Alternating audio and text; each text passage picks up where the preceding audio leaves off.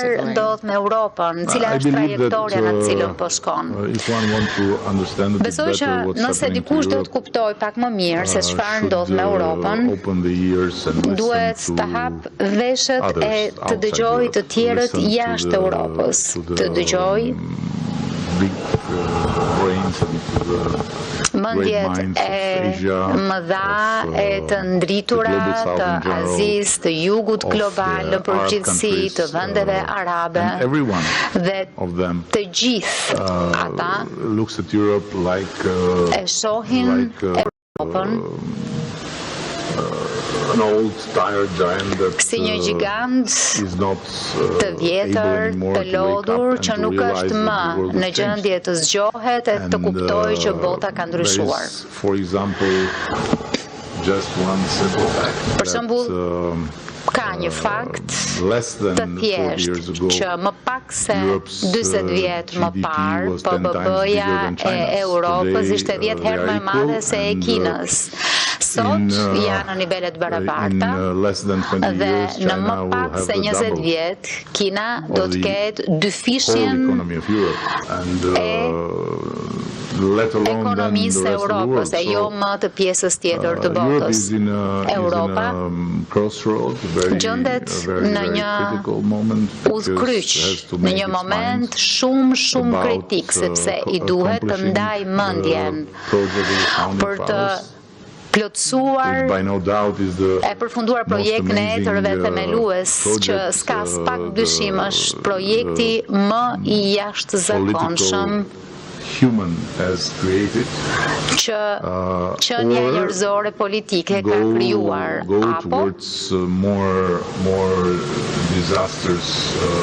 të ecë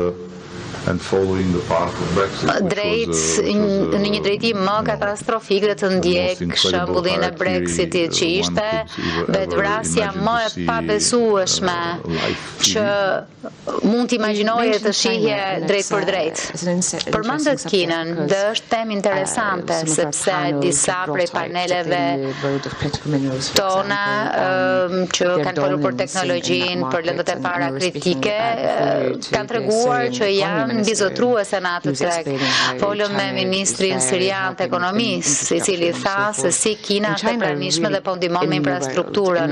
Pra, Kina ka depërtuar në botë në një mënyrë të tillë që Europa nuk e ka bërë pra, po atë shkallë se Europa është mbrapsur. A e shihni edhe ju kështu?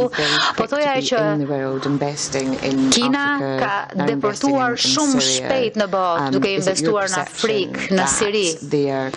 A mendoni që ata po e bëjnë shumë më shpejt se ç'mund ta bëjë Europa? Mendoj që ka një karakteristik të qëndrimit të Kinës në raport me botën që duhet ta mbajmë parasysh që Kina nuk është e interesuar për universalizimin e mënyrës saj të jetesës, të bindjeve, të vlerave të saj. Ata besojnë se i përkasin një civilizimi të epërm që nuk ja vlen të shpenzosh energji ta përhapësh, ndërkohë që kurdo që mundet, Kina kërkon të bëjë biznes.